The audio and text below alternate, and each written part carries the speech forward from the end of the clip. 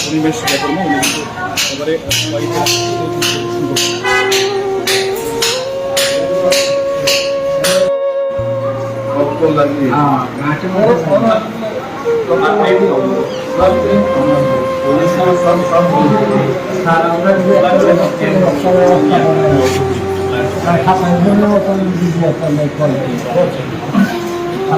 উনি কিন্তু এবারে রক্তের প্রবলেম আপনার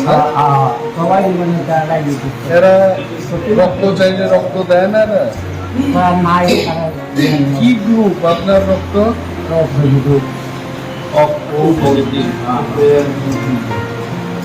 না এখানে মেডিকেল সুপারিনটেন্ডেন্ট আছেন আপনার রক্ত দেওয়া চলো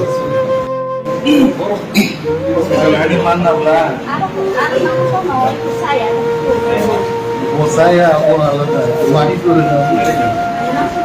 di bawah sari dulu saya di sini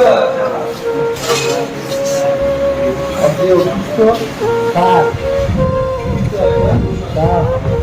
sudah jalan lagi itu saya mau pikir dulu orang dokter aku kosto kayak macam sambil lagi masih ada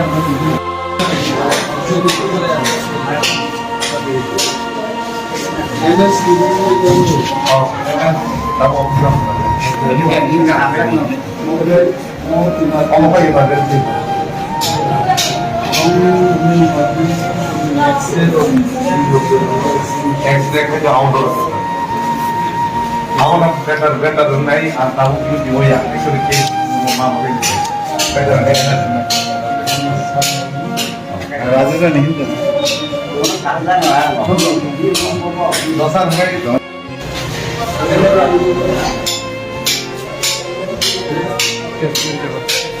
doctor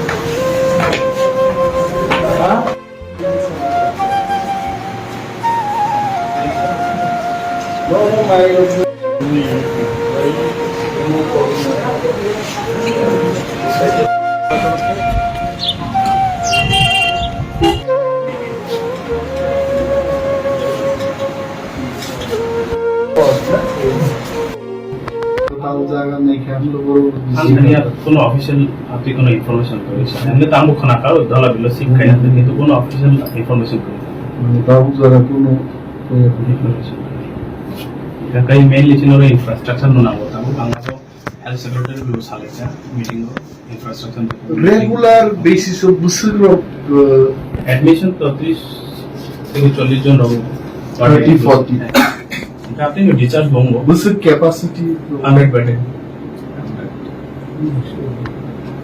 মোকি মানে সিট সিমস লাইক অথর লো তো district hospital তো seat কত community health center और के कुछ bed है तुम्हें ना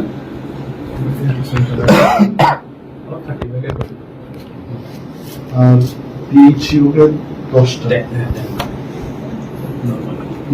नुनकी MSC 7 नुन तो almost सिमिसे नहीं महास्पताल सिमिसे हैं MSC 7 महास्पताल सिमिसे तो CM है बाकी CM का आवारण पूरा डिस्ट्रिक्ट जो तो इंस्टीट्यूशन এখন কি SDM আপনি খোয়াই হসপিটাল পরিদর্শন করলেন জেলা হাসপাতাল কি কি সমস্যা আসলে খোয়াই মহকুমা বা এখনকার যে জেলা এটাকে আমি একটা ভাষাই জানি যে এটা খোয়াই এবং সারা খোয়াই জেলার মধ্যে কোনো এক সময় এই হসপিটালটাই ছিল এবং এখানে আমারও চিকিৎসা হতো এখনো হয় এবং বিরোধী দলনেতা হওয়ার পর এটা আমার দায়িত্ব যে এখানে কি চলছে, কি আসে বিষয়গুলো দেখা। এবং প্রথমে আমি ইমার্জেন্সি ব্লকে গেলাম, যথেষ্ট রোগীর ভিড় এবং ডাক্তারদের আরও ডাক্তারবাবুদের প্রয়োজন আছে এবং কতগুলো জনগণের থেকে সমস্যাগুলো শুনলাম।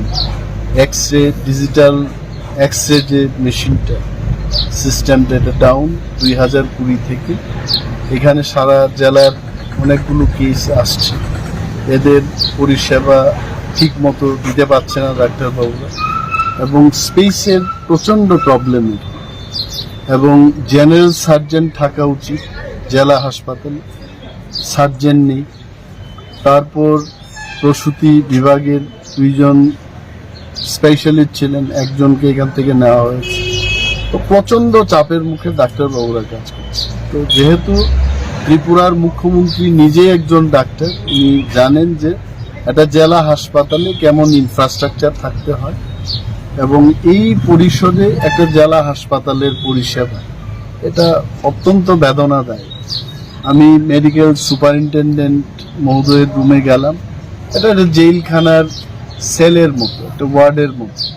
এখানে কোনো ডাক্তারবাবুর মনন মানসিকতার বিকাশের কোনো সম্ভাবনা নেই। এগুলো দেখা উচিত, কারণ হীরার যুগে হীরার মতো হাসপাতাল আমি দেখতে চাই। এবং নিশ্চয়ই সাংবাদিক বন্ধুদের মাধ্যমে আমার এই মেসেজটা ত্রিপুরার বর্তমান মুখ্যমন্ত্রী এবং স্বাস্থ্য দপ্তরের যিনি ভারপ্রাপ্ত মন্ত্রী, ওনার গোচরে এটা যাবে এবং উনি যথাযথ পদক্ষেপ গ্রহণ করবেন। এটাকে যদি অন্যত্র সরানোর ব্যবস্থা হয় এটা আরও বেশি ভালো। একদম শহরের প্রাণ কেন্দ্রে হাসপাতাল, অনেক সময় এটা নানাহু দিক থেকে পরিষেবা দেওয়ার ক্ষেত্রে এটা ভালো না। সো দেয়ার আর প্লেসেস যেখানে নিয়ে ভালো পরিষেবার যেন ব্যবস্থা। এখানে আলট্রাসোনোগ্রাফির ব্যবস্থার কথা আজকে জিজ্ঞেস করলাম, সোনোলজিস্ট দিয়ে একটা চলছে। তো ডিস্ট্রিক্ট হাসপাতালে একজন রেডিওলজিস্ট থাকা উচিত এবং বিভিন্ন স্ক্যানিং এর যে সিস্টেমটা